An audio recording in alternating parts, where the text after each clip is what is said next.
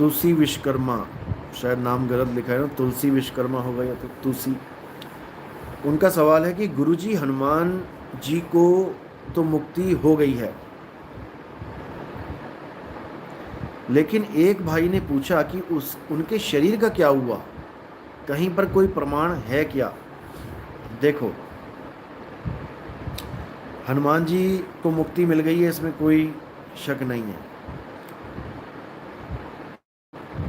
क्योंकि उनको जो गुरु मिल गए थे त्रेता में, अभी आपको नहीं पता होगा कि उनके गुरुजी कौन है। मुनिंद्र स्वामी जी यानी कबीर साहब ही त्रेता में हनुमान जी को मिले थे। इसका जो पूरा संदर्भ है, इसके बारे में पूरी जानकारी है हनुमान बोध। आप नेट पे सर्च करोगे हनुमान बोध, वहाँ पर आपको समझ में आ जाएगा कि क्या क्या ज्ञान चर्चा हुई, क्या क्या वार्ता हुई। तो उस बेस पे बताया जाता है कि हनुमान जी ने जब गुरु धारण कर लिया, क्योंकि गुरु तो अमर करता है, शरीर को अमर नहीं करता, याद रखना। गुरु आपको अमर अवस्था दे देता है कि अब आपने शरीर पर ध्यान नहीं धरना है और शरीर से अब आपका कोई रिश्ता नहीं रहा, ये जन्म आपका अंतिम जन्म है, इसके बाद आपने कोई जन्म नहीं लेना है।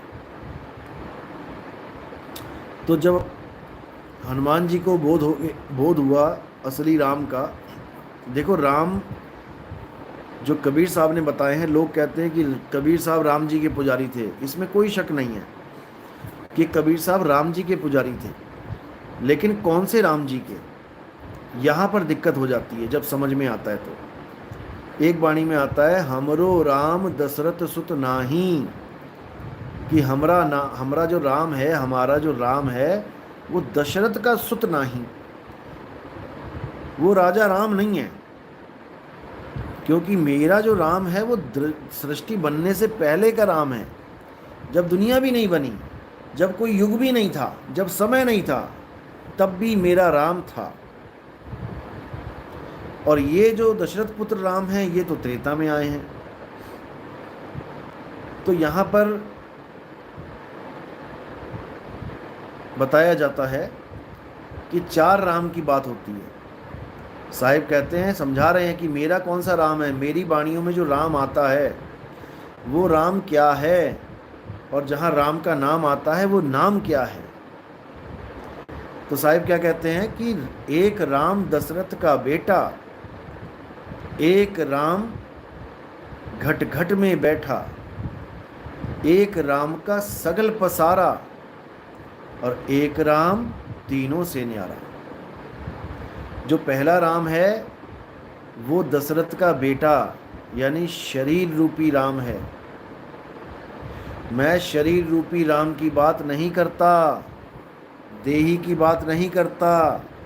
शब्द न बिन से देही, और कहें कबीर हम शब्द सने ही। मैं देह की बात नहीं करता कि मेरा कोई राम देही वाला राम है। एक राम दशरथ का बेटा, एक राम घट घट में बैठा। अब ये कौन सा राम है, ये जीव राम है, जो जीवात्मा है, हर घट में विराजमान है, हर शरीर को चलाती है, ताकत उसी से मिल रही है शरीर को। एक राम का सगल पसारा, यानी एक राम ऐसा है जिसने ये पसारा डाल दिया है, सारी दुनिया का पसारा। वो कौन है, वो मन राम है, निरंजन राम है, अलख निरंजन है, ब्रह्म है, जिसने ये सारी सृष्टि बना दी कल्पना के द्वारा। ये सृष्टि कल्पित सृष्टि है, कल्पना मात्र है, लेकिन ये ऐसी कल्पना है जो हमें सच लगती है। जैसे हम सपने में जब जाते हैं तो हमें जो जो सपने में दिखाई देता है, शेर दिखाई दिया तो हमें वो सच लगने लग जाता है कि वो शेर हमें खाएगा, और हम सपने में ही भागने लग जाते हैं।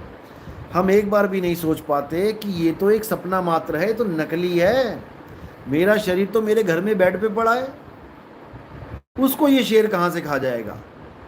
लेकिन नहीं, उस वक्त तो जान हथेली पे होती है और पूरी स्पीड से दौड़ रहे होते, फिर भी नहीं दौड़ पाते। जब कोई भूत प्रेत पड़ जाता है सपने में पीछे, तो भागने की कोशिश करते हो, भाग ही नहीं पाते। फिर हार के सूरत अपनी असली स्पीड को पकड़ती है, सीधे वहां से जाती है और कहाँ आती है?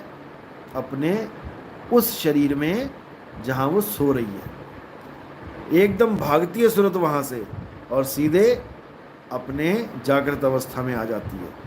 और कहते हैं शुक्र है, शुक्र है आ गए, शुक्र है ये सपना था, मारे गए थे नहीं तो, लेकिन कभी नहीं मारे जाओगे। हजारों बार ऐसे सपने देख चुके हो, ऐसी मृत्यु को प्राप्त कर चुके हो, लाखों करोड़ों बार, लेकिन तुम्हें कोई मार नहीं पाया। पिछले जन्मों में भी तो मरे थे, क्या पिछले जन्मों में मरे नहीं? तो आज कैसे जिंदा होके बैठे हो? पिछले जन्मों में मरे हो तो आज भी जिंदा होके बैठे हो। अरे आज मरोगे तो अगले जन्मों में जिंदा बन के बैठ जाओगे। तुम मरने वाली चीज नहीं हो कि तुम मरोगे, कोई तुम्हें मार नहीं सकता। लेकिन ये तब समझ में आता है भाई जब उस आत्मा की अनुभूति होती है। लेकिन दुख की बात ये है कि ऐसे ऐसे लोग बैठ गए हैं यूट्यूब चैनल पे, अपना अपना चैनल बना के, जो गीता की बात तो करेंगे, आत्मा है, आत्मा ऐसे है, आत्मा निअक्षर है, आत्मा निशब्द है, आत्मा अकह अनाम है। बताओ, अकह अनाम तुमने बोल दिया आत्मा को, तुमने क्या उसको अनुभव किया? क्या तुम्हें पता है आत्मा कैसी होती है? उठा के गीता का हवाला दे रहे हैं कि गीता ऐसी कहती, गीता कहती है तुम